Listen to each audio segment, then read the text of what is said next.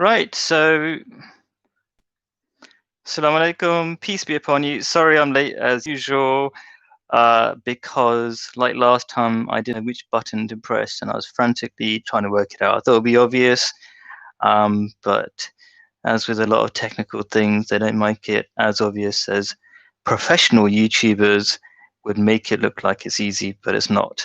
Okay, so this time I'm going to try to start with a happiness tip from an Islamic teaching, which you can practice whether you're Muslim or not, without much of an intro, because I thought my last intro was way too long explaining everything about this show, this question answer, whatever you want to call it. So, live life like a traveler is what Prophet Muhammad, peace be upon him, said. So, what does that mean? Let's think about it for a minute. That's not the whole saying, but I'm going to go into the whole saying that he said in a bit. So if you think about your experience, a lot of people like traveling. Why do you like traveling? Often it's people say they like going to the beach barefooted, and I'm explaining all these things for a reason. You might, if you saw somebody walking barefoot in London, you probably feel sorry for them, right? But if you saw them walking barefoot on a beach, you wouldn't. You'd be like, you might even be envious of them. You're like, they're so relaxed. They don't even have to wear shoes. Look at me, I'm wearing a suit and tie. I have to go to work, doing a job I don't like, and all that kind of stuff. So that's partly the idea behind. I hope people can hear me. You know, somebody could type in, because I really don't know what I'm doing half the time. Thinking about scratching this, but that doesn't necessarily do the trick.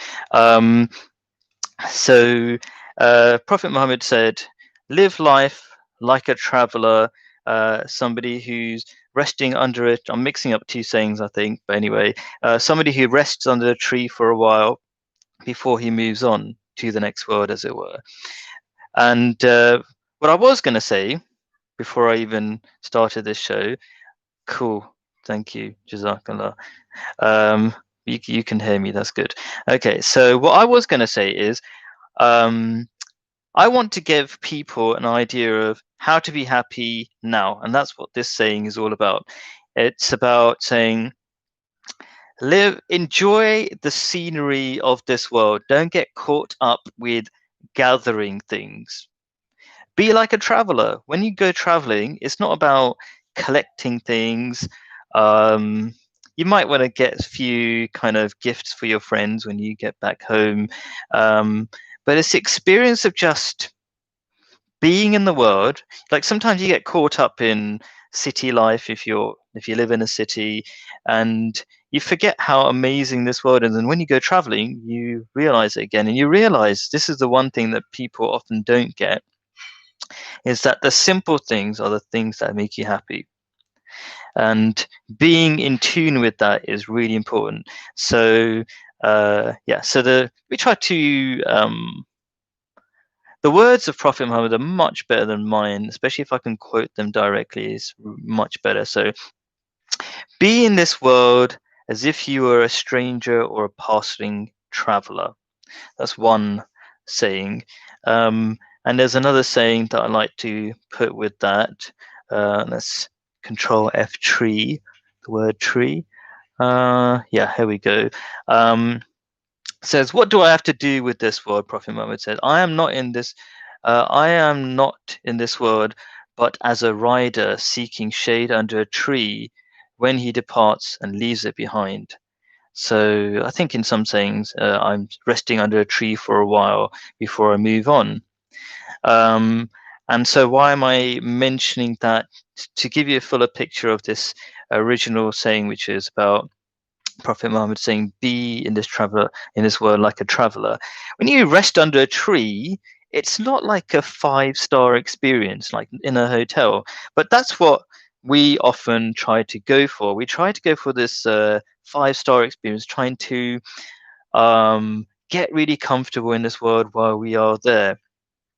But in practice, it actually makes you more and more uncomfortable, because when you're going for this 5-star experience, when you're trying to make yourself comfortable, when you're trying to buy more stuff to make yourself happy, you become uncomfortable because you're trying to make yourself comfortable.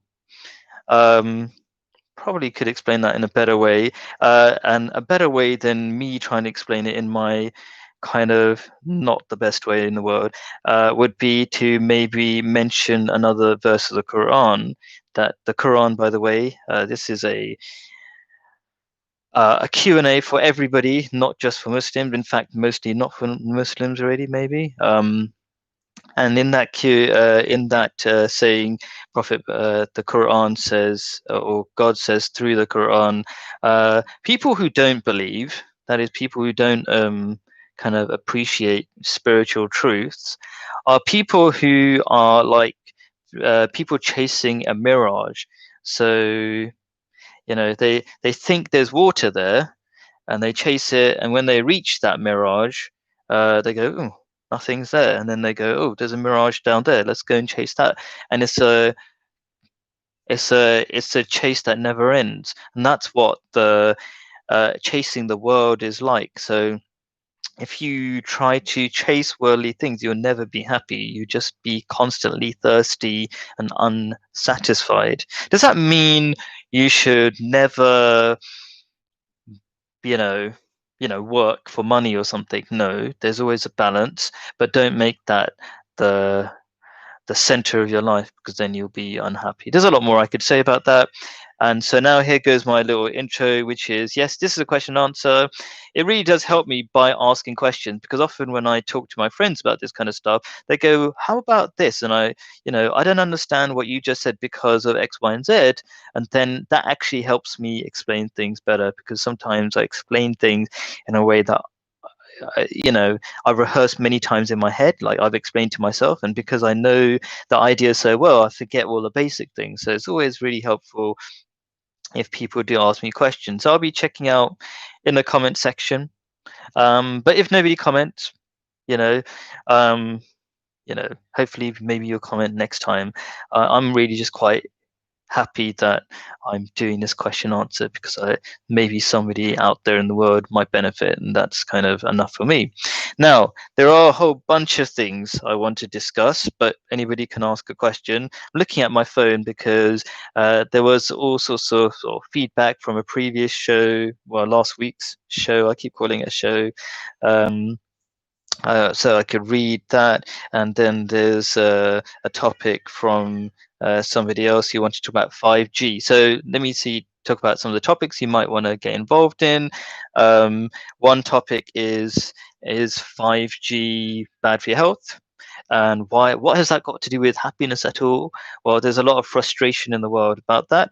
And actually, the topic about 5G being bad for your health is not just about 5G. It's about trusting your government. And there's a lack of trust in the world. There's a lot of frustration. There's a lot of protests about that. So if that's just one corner of happiness. So when I say happiness, I'm talking about everything that affects your life personally, socially, in the whole world, even the environment, economics, whatever you're interested in, I'd love to talk about. I just saw a little thumbs up. That's kind of somebody, maybe my family listening downstairs, who knows. So yeah, do give it a thumbs up if you kind of. I'm not like your regular YouTuber who like say subscribe and thumbs up and give it a thumbs up. The only reason is if you believe what I'm saying is valuable and you're not sure how to participate, or what's it called, do your part, as it were. Yes, give it a thumbs up maybe, or subscribe, because that kind of, I think, helps other people watch more, kind of the YouTube algorithm. Okay, so let's get on with the topic. So I've got a little, oh gee, good point. So thank you, somebody, good mate of mine, sending me text messages about what to talk about. So let's talk about, since he's just messaged me, let's talk about his, let's read his text message. And before I do read it, I just want people to realize I really want people to ask questions. And I love this person's question because, or this person's point, because it's kind of against what most people like to talk about, kind of thing. Like it seems to be to the average person, maybe it sounds negative or something, but this person very passionate and really cares about. And I really to understand this person who's asking the question. Let's just get on with the question. Not too much of an intro. Okay, what did he say? Seeing through, reading his message. Here we go. Right. Oh no, that's my message. Okay. Okay. Okay, who was on the beach? That's another. That's from. Okay, I won't read everything. Uh, the content of Trinity is different to happiness. So I mentioned the Trinity being something that's illogical. I mentioned that at the end of the last question answer, and my friend said, "Well, what's that got to do with happiness?" And so I'll quickly explain in a few words. First of all, I like to start off with saying this is not about destroying other people's faces. And this show, I quite kind of called it, one of the reasons why I called it the happiness show is I want it to be practical and not academic and trying to be clever and destroying other people's faiths. But I did think it's important, and I'm happy to like indulge in this conversation, sort of comparing different religions. That I think if there are many ideas that are quickly becoming unpopular. There's a lot of reasons why people have left Christianity, and that's because it doesn't make sense. Okay, I'm not trying to be rude or horrible to Christians. Loads of very, very good Christian friends. Okay, and we meet eye to eye on so many things just because we all believe in God, right? Well, Christians and Muslims believe in God, let's say it that way. But at the same time, because it takes these illogical ideas take people away from faith and believing in God, which is the source of happiness, it's important to explain every now and then that it doesn't make sense with logical arguments. So that's why I mentioned that. What other very good points did this friend of mine make?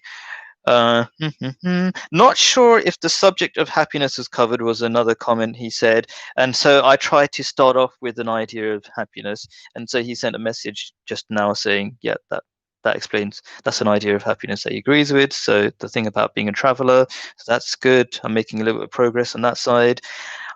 I can see the principle. I can see using the principle of love for all, hatred for none can generate happiness. I think before we step forward to teach outside, we need to preach inside. So this is the thing that could be really unpopular, but I absolutely love it. It's very important. So we're talking. So I'm part of the Ahmadiyya Muslim community, very big community. Well, I say big. We're spread out all over the world, at least. But maybe only a few million. I'm not sure how many of us there are. Okay, but we do have a bit of a problem often, as many communities might do, with not always accepting or welcoming people of a different cultural background. So lots of, especially in London where we are, lots of Pakistanis.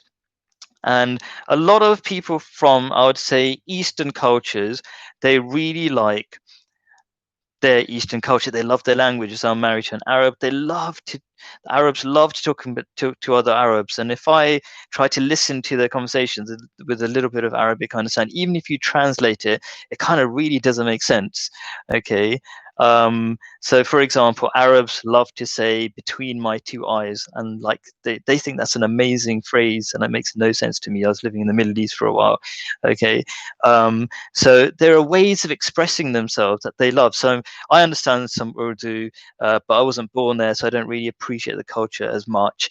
And so Pakistanis love speaking Urdu to each other, but often at the wrong time, which is when there are people who don't speak Urdu. And that's actually against the saying of Prophet Muhammad, which is when there's three people, don't leave out the third person. That kind of cut him off from the conversation, as it were. And so the reason why I think that's such an important comment he made is, I'll just give you an example. I've got an auntie who's a convert, very old convert, and she could be surrounded by people, and everybody knows she's a Danish convert, so she speaks English, Danish, but not Urdu, and there'll be people totally ignoring her, and that'll be during Eid, for example. So that's not a great thing. And what's kind of the solution? Well, the reason why I notice these things is because I'm always concerned with what other people think, right? I'm always like, I don't have to do this question answer. I want other people to benefit from Islam. As soon as you think like that, you automatically notice these things. And other friends of mine or other relatives who are in the habit of telling people how, or uh, inviting people to Islam, part of inviting people to Islam is realizing the benefits of Islam, and then when you talk about the benefits of Islam, you kind of have to practice it more. And then when you practice it more, then you notice all these things that you should not be doing, which is ignoring people when you shouldn't be ignoring people. So another point I wanted to make about what my friend said here is, and I said this to him. So he said, why tell the rest of the world about Islam? I'm kind of, okay, wait a sec. Somehow I lost the message, but I kind of try to figure it out. So he said, why tell the rest of the world about Islam when maybe people who are surrounding us not really practicing Islam entirely? So that can be a little bit of a black and white situation, because I find that there are people who practice Islam in some ways, but they don't practice Islam in lots of other basic ways, like being polite to people who don't speak Urdu, for example, and not speaking Urdu when those other people can't understand Urdu. So that's that. But also, there's an important saying in the Quran, which is, tell other people about Islam. Maybe the people who hear later on will be better than the ones who learned first. So that's another idea. And then one more idea that comes in mind in response to that. And again, I totally appreciate what you're saying. Something I get frustrated with at all. I mean, a lot of the time. But the reason why I don't get too frustrated with it, say too frustrated, I'm not sure, sometimes I do get really frustrated with it, is this other great saying, which is both part of the Quran. I think, no, this is something Prophet Muhammad said, but it was also part of the Bible. And that is, to save a life is like saving all of humanity. If you kill one person, it's like killing all of humanity. What has that got to do with this? Being frustrated with people who don't always meet your expectations, like speaking Urdu at the wrong time and cutting off other people, which is really not great. Okay. Partly comes from the feeling that we're not all brothers and sisters, and somehow the people who annoy us aren't worthy enough of our love and we should ignore them. So this saying of Prophet Muhammad, as well as in being in the Bible, to save one person is like saving all of humanity.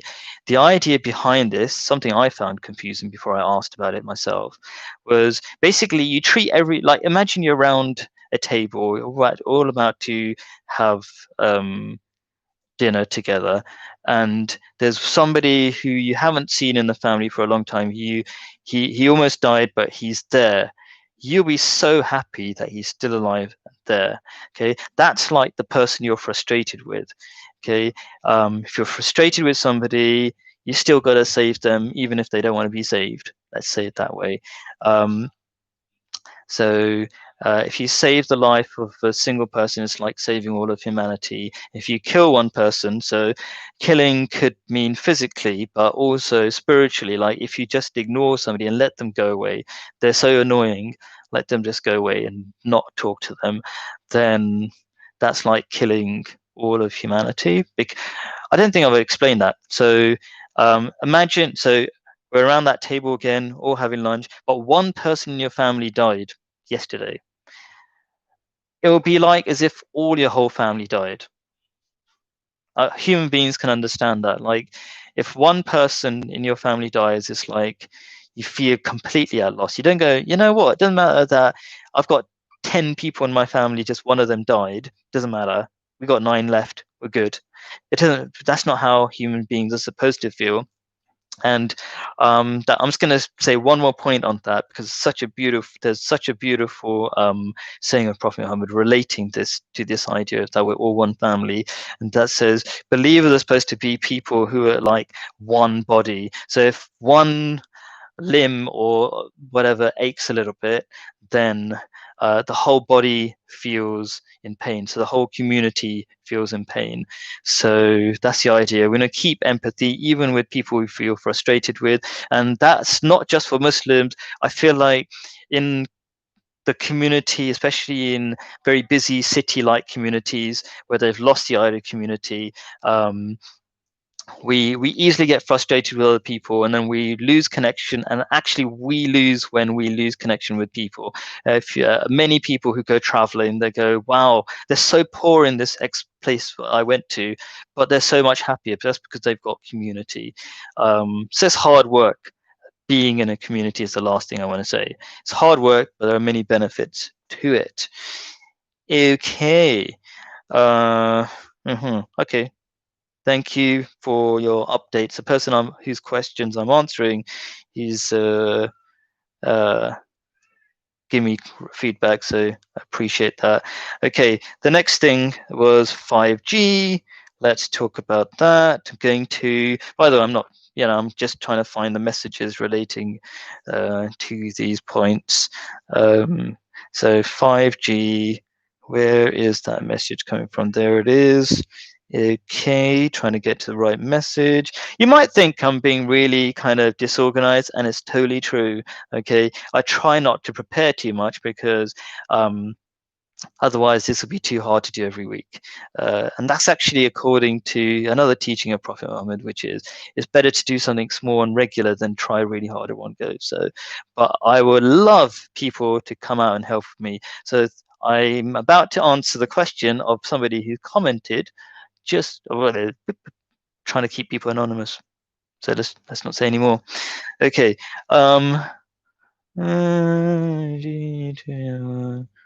Okay, cool. Nice comment. Okay. Okay, sorry. Here we go. Here we go. Okay, so there's loads and loads of messages. I am trying to get through lots of messages quickly so that maybe it is useful to more people. Cool. My main point, this person says, this topic at 5G is coming up, and the 5G topic, as I said, is not related to just 5G, so a whole bunch of points. My main point is, he says, the government is doing more than ever to stop free speech, and at the same time, we have an unknown virus, in quotes, and a technology known not to be safe, that is 5G. The two unknowns and a government silencing the people and no right to protest in how to make a change, it feels like a dictatorship. Great. Thank you very much for that question. Great question. Okay, so I just come up with whatever comes to my head in particular order. So the first thing is this person. I don't like to just say no, this person is wrong, because that kind of shows complete lack of empathy and lack of understanding. And so I'd like to start off with, yeah, I can understand where you're coming from in many ways. You know, I know that a lot of people try not to put the phone right next to their head all the time, or even in their pockets, because we know there are waves coming out of it which are unhealthy. So that's my starting point.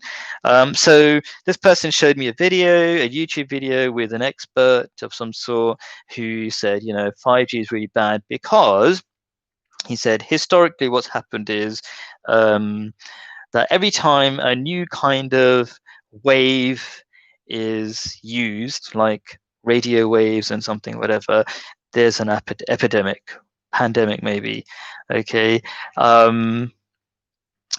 And so the problem with that logic is that once, okay, sure, you have your pandemic or epidemic. I haven't really checked the historical facts because I don't try to get too much bogged down into certain details. But if that was true, that, for example, radio waves have caused a pandemic in the past, then we're only getting more and more radio waves or more electromagnetic waves of different types. And so we should have non-stop pandemic. So new wave in high saturation. Yes. Okay, great. Thank you for explaining that. So yeah, so where the saturation of those waves are going to only get more and more. So that's what I can understand. Maybe I'm wrong.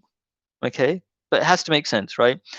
But the question is not just about that. It's also about how do we react to things that are not going our way, for example. And I don't want to put this in a selfish way, because this person is asking a question like he wants to save everybody from this dictatorship that we live in, for example, as he says. Okay. So I appreciate that as well. So it's not a selfish thing. It's like, okay, how do we resolve that problem? So there's a couple of things. As I say, I'm just going to say the first things that come to my mind, and that is, Prophet Muhammad said, "Your leaders come from among you, and you deserve them." What does that mean? What's that got to do with anything?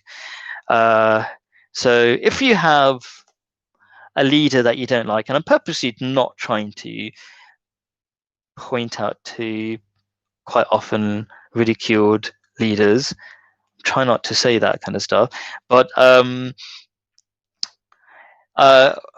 we elected them. Even if you didn't directly elect those people, or if you didn't elect them, you did not make enough of an effort to communicate with your community, that is the whole country, that maybe electing X, Y, and Z is a bad person, bad choice. Okay, so if you did have, just kind of explain it a different way, if you did have leaders that you respected, then this problem wouldn't exist, would it? Like, yeah, I totally trust you, whoever you are in charge at the moment. I'll let you get on with the job of leading the country, because I'm not an expert, but you, boss man, with, prime minister, president, whoever you are, you've got hopefully lots of aides. That means, economic gurus and whatever, and they're probably better suited to it. But as long as you're an honest person and take good advice, right?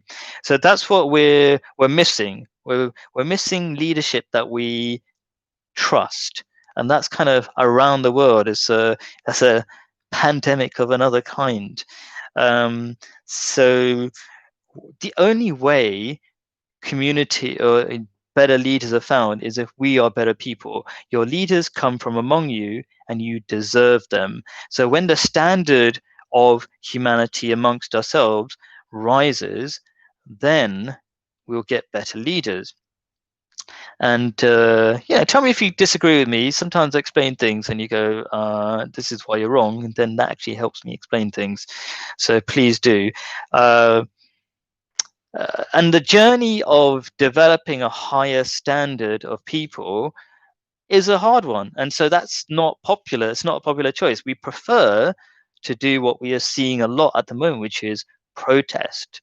Now, protest, I'd like to try to explain, has no positive long-term effect. In fact, it has a negative effect. So let me just give an example. So I'm a school teacher, and I was discussing this with when there were these environmental protests, and I'm all for the environment. I believe in global warming and all that. Okay, but there was these student protests, right?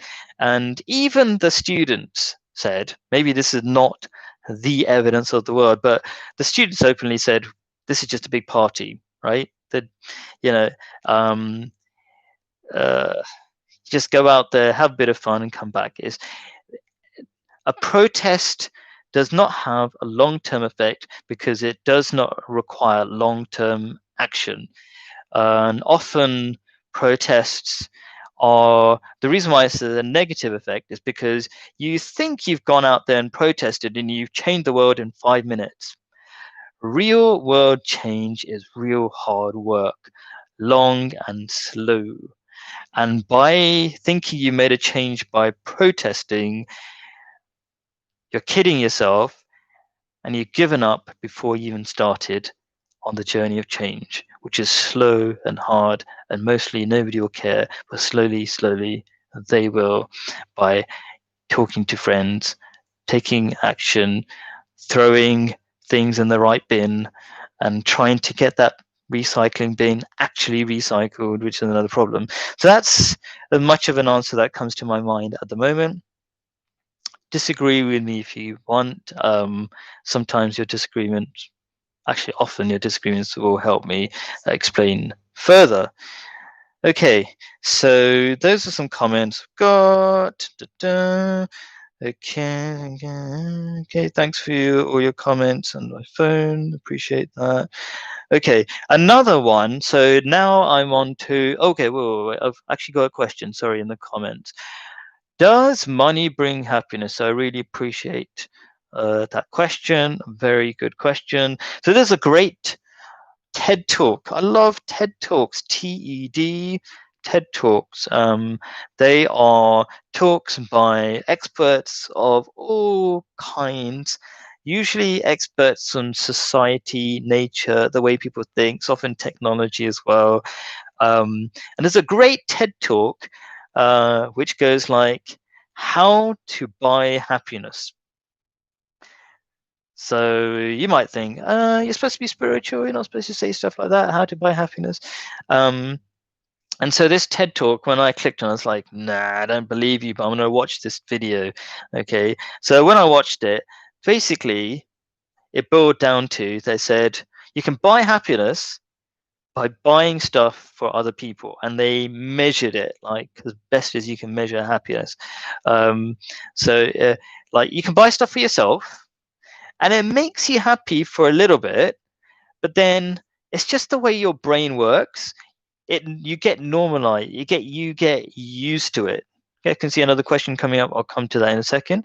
Or yeah, so you get used to it. It's your serotonin levels, whatever you call it, homeostasis, if you want to call it that as well. So like your body always, if you get really excited, then your body comes down. That's why like kind of crashes down in terms of emotions. Like that's why drinking alcohol is considered a depressant, even though it's your kind of, if like the West's kind of average or most common way of getting happy, like, hey, let's have a drink, have a great time. Like, who thinks, hey, let's have a drink, let's get depressed? That's not like what people think. So same with cocaine. Apparently, I'm surprised by talking to certain people that cocaine is like a common party drug. I thought it was like, anyway, I don't know a lot of things. Okay, so yeah, lots of supposedly very sensible people take cocaine. I don't know, but the same thing with that. You get a huge crash because you get a huge high from it. And you might think, yes, I'm quite happy with having huge highs, as it were. But it really, you're gonna be more unhappy than happy taking that because it messes up with your system, and you don't learn to have long-term happiness, which is what this show is about. It's like comparing, I think a lot of people who are educated know that you shouldn't take too much sugar in your food. So when you put sugar, one of my bad habits, my son will tell me, I often take too much sugar in my food. He says, well, whatever he says, taking too much sugar gives you a bit of a high, but generally is long term bad for you. But if you can eat your vegetables and other healthy food, then generally your body is healthier. You should obviously go for exercise as well, and then you have long term happiness. So that's um, that explanation. I don't even know what I was talking about. I think, oh yes, sorry. So yes, does money buy you happiness? So yes, short-term happiness for buying your stuff for yourself, but a longer-term happiness if you buy stuff for other people. Which reminds me another saying of Prophet Muhammad, because this is all not just TED Talks, but actually teachings from Islam, which is paradise is for the generous. So a lot of spiritual teachings are counterintuitive, meaning that like you really think happiness comes from there, but in practice it comes from right the opposite side. So a lot of people try to buy happiness. There's a great movie, you might have seen it, All the Money in the World. It's about kind of like a docu-film, of kind of like it's a film but based on a true story of one of the richest people ever to live. And at the end, he dies all by himself with his work of art, kind of like his really expensive work of art, all by himself because he's kind of rich, not treated his own family very well.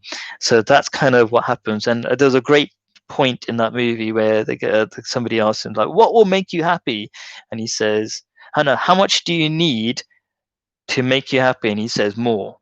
Because you can never be happy. That's like that mirage thing I was talking about. Like you're always chasing a mirage if you're chasing worldly things. Very hard to always say. Like I kind of fall for that trap every now and then, maybe all the time, I don't know. But then I'm keeping like, oh, that doesn't really help. I've tried that in the past. It doesn't make me happy. So that's my inner talk. Yeah, I think I'll move on to the next thing. Yeah, so what's the comment here? What if society is foolish? We deserve our slavery then. Fantastic point. Okay. And you're not, by the way, really good comment because you're not the only person. So I was going to come to another question by a very, very funny teacher friend who provides a lot of my questions, kind of atheist stroke agnostic. And he says, the way he talks is hilarious. The way he teaches is also quite hilarious because he says really politically incorrect things all the time. But he goes, "Have you met the public? My God, they're terrible people." He said it far more funny than I do, and he goes like, "They deserve what they get," sort of thing. Yeah. So yeah, people often people deserve what they get. In fact, there's a sense of karma, if you want to use that word. It's not an Islamic word as such, but it's a kind of thing people understand. Like what goes around comes around. So if you are bad, you're not going to be a happy person. If you treat people badly, and I've seen this over and over again, then you tend to have really poor relationships. And this is not me being kind of critical, mean for the sake of it. I feel sorry for all the times I've seen friends who've gone down that path who think it's okay to treat people badly, and then they ended up being treated badly, and then they complain all the time that they're treated badly, and then they hate humanity. But kind of what goes around comes around. So do they deserve it? So I could myself not do this Q&A. I should make it clear I've had no desperate need to convince people of my thoughts. I really don't. It's just like the reason why I'm doing it is really just because it's the right thing to do, it's a beautiful thing to do. It's the idea of if you save one person, you saved all of humanity. And it's developing this sense of brotherhood and sisterhood for all of humanity. So then that question doesn't come to mind. So if I've got a brother or sister or whatever who's suffering, I don't go, you deserve what you get. Screw you, not helping you. I don't want to be that person, and I know I'm going to suffer for being that person. So I'm trying to I'll keep my answers short. There's always a longer and longer answer. So thank you very much for that really good question. Squinting at the screen, which is far away from me, to read the comments. Here we go. I really appreciate all the comments. So I believe the apathy of society has contributed to the dictatorship's power. Absolutely. Yes. Okay. So, yeah, part of being a Muslim, a very important part of being a Muslim is I'm thinking of a quote, but I can't think of a quote, is to be positive. Yeah. If you really want a quote, by the way, you can always comment afterwards on the recorded YouTube video and say, hey, I really want that quote, and I'll find it. But you could probably Google it. Islam, positivity, you probably find loads of examples from the Quran and saying of Prophet Muhammad. So being positive is a fundamental part of being a Muslim. In fact, the whole idea of faith is hoping for a better future. Not the whole idea, part of it is connection with God as well. So apathy is kind of a sort of negativity, isn't it? Apathy, like, can't do anything, forget it, let's not do anything. And change will only happen with hard and slow efforts. Like these things, like how many people are going to watch this video? Maybe, I don't know, apparently 5 right now. It's like, that's not the whole world. I'm not changing the whole world in one go. Yeah. So that's the opposite of that. Apathy is understandable because the opposite of apathy, being positive and actually taking positive action, is so hard. But it only takes like a small percentage of people, let's say maybe 10% maximum. There's supposed to be a business curve that says it takes about 12.5% to change the world because the rest of the people just follow. It's just the nature of the world. Most people follow. So you don't have to have the whole world changing, but just enough percent. Maybe that helps a little bit. So apathy is understandable, but you're absolutely right. It takes hard, slow, long-term work, thankless work to make a difference to the world, and often looks completely foolish. Maybe like this video. I can imagine it does. Okay, so foolish in the sense of like, how are you going to change the world with your little YouTube channel, which only a few people watching? Quite happy to do it, even if 0 people watch it. Okay, so I think protest is more about showing of numbers. It's a great way to show the numbers behind a movement. Yeah, okay, that's good. I like that. But if you have a protest, I think you might agree that imagine you have a protest and then do nothing at all after that. That's a bit lame, isn't it? That's my short answer for that. So yeah, cool. Come together. That's kind of like a conference, you might say. Like, hey, but what happens if you at the protest, which is not as good as a conference? I say at the protest, you come together and you don't think of an action plan or like, what can we do to actually make the world better? Maybe that would be better if you had a conference, loads of people, something like that, and then loads of people are interviewed at that very calm conference. I don't know. People find ways of making the world better. Yeah, money doesn't buy happiness but solves problems. So as I said, okay, and Islam is not against capitalism. So that's another great question. It's all really helpful. All these great comments by, you're not anonymous, are you, Adil Safir? Thanks for the comments. Yeah, Islam is definitely not against capitalism. In fact, as far as I understand, tax levels in Islam were pretty low, because it doesn't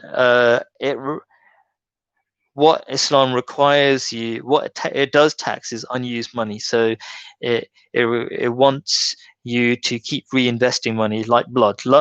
Money is considered like blood in a human body. It needs to keep circulating. So, and people who are good at making money are good at knowing where to use it if they're morally good people.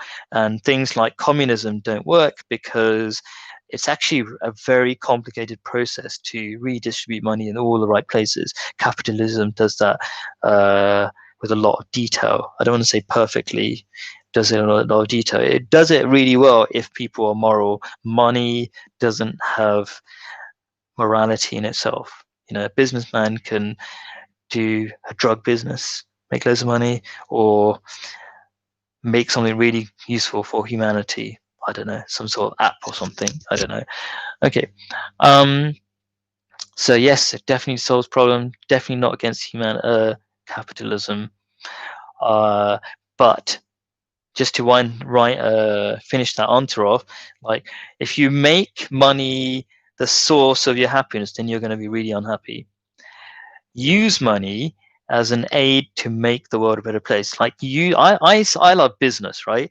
And you will love business even more if you see business as a way of um, making the world a better place. Sometimes it's better than charity, because the problem with charity, although charity has its own place as well, is that you have to keep, people keep asking, please give me money, and then we can do this good deed, right? And it definitely has its value, because not everything can be turned into business. But the great thing about business is it could keep things going and is self-sustaining. So there's definitely a lot of value in business. How are we doing? Oh, it's gone over 48 minutes, and I promised there's only be 40 minutes.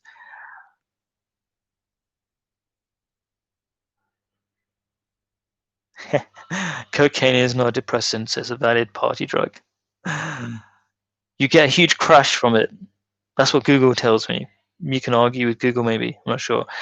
Um, since different people find happiness in different ways, how could we know what is the true path to happiness? The one, so honesty. So these are not. Oh, thanks for the question. It reminds me of something. So where did this word honesty come from? Like, why did I say honesty? Right? It's not my answer. It's actually an answer from a spiritual teacher known as the Khalifa. This particular Khalifa I'm thinking of is the fourth Khalifa. There's many Khalifas. There's a fifth Khalifa currently. And somebody asked him, what's the, how do you find the truth? And the answer was honesty. When you follow the truth, you lead to happiness. Truth is kind of another word for wisdom, and happiness is just having wisdom to navigate the world, navigate life, to make your life easier, basically. So if you're honest, then you look at all these different options and you go, I tried this and I tried that, and that one seems to make me happier longer. So just try out different things if you want. Okay, don't try out everything if you think, don't jump off a cliff, um, and just test that as well. Like, what do I mean by that? Don't take drugs if you can see that it has a really bad effect on other people. Say drugs, I mean, like, I don't know, class A drugs maybe, unless it's medical reasons. You'd be surprised, people take heroin, but in the hospital. Anyway, I I did say I was going to finish off, and it's kind of 10 past the time. Um, I think I'm going to save your answers. I'm going to take a screenshot. Loads of great questions. I'm going to take a screenshot. I think I'll be able to keep these questions anyway. So I've got that in memory. I'll probably be able to see it when I view. I think you can view the live messages afterwards. I just kind of feel like answering one question from a teacher friend. He had a whole bunch of questions, and he said, isn't the purpose of life made up by human beings? And I'm going to give a short two things that come to mind really quickly. Let's see if I can do this quickly. The Quran says, if you look at the world and everything in the world, it says it so beautifully and poetically, but if I search it up, it'll take a minute or two or something. But maybe I'll quote it if you like afterwards. Because if you look at the world, your eyes will return exhausted, coming back to you. Sounds like a weird phrase. Okay. And you'll see that, and you'll exclaim. You automatically say that everything has been created with a purpose. So that would be you included, right? If you see a chair, okay, you don't go, that was made by accident in that design. You know that chair was to be sat on.